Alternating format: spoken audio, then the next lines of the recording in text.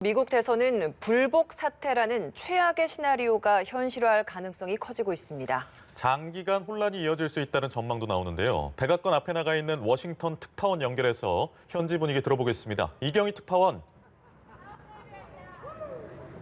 네, 백악관 앞에 나와 있습니다. 4년간 백악관을 차지할 주인을 가리는 일이 참으로 쉽지 않아 보입니다. 이틀째 개표가 이어지면서 어제에 이어 오늘도 이곳 백악관 앞에는 여러 시민들이 모여있는 모습을 볼 수가 있는데요. 트럼프 대통령 지지자도 또 바이든 후보 지지자도 보입니다. 그렇지만 서로에게 위해를 가한다거나 위협적인 행동을 하는 그런 모습은 보이지 않고 있습니다. 하지만 혹시 모를 상황을 대비해서 곳곳에 경찰이 배치되어 있는 모습을 볼 수 있습니다. 투표가 트럼프 대통령이 조기 대선 승리를 선언하고 이후에 우편 투표가 개표가 되면서 레이스 양상이 바뀌고 있는데요. 그렇다 보니까 점점 더 미국 대선은 혼돈 속으로 빠져들고 있습니다.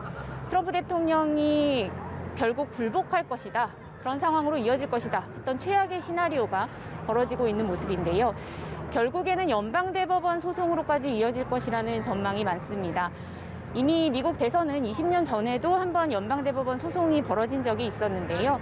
당시 조지 W. 부시 대통령과 민주당 엘 고어 후보가 경합주의 결과가 번복이 되면서 서로 승복하지 못하는 상황이 벌어졌고 결국에 소송이 이어지면서 한 달 가까이 혼돈이 지속되는 상황이 있었습니다.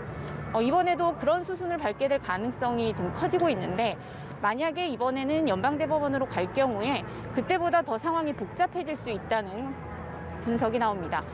트럼프 대통령이 이런 상황을 미리 감안을 해서 대선 전에 이미 연방대법관 구도를 자신에게 유리한 보수 우위 구도로 만들어놨기 때문인데요.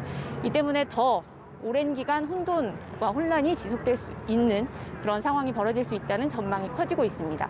만약에 그렇게 될 경우 최악의 경우에 미 하원에서 투표를 다시 하는 그런 상황이 벌어질 수도 있을 것으로 보입니다.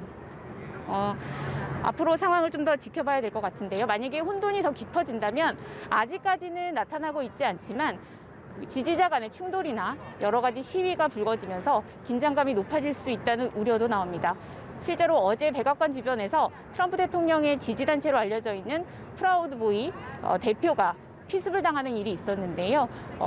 그 피해자 측은 블랙 라이브스 매터 집회를 주관하는 단체 관계자에게 피해를 입었다고 주장하기도 했습니다.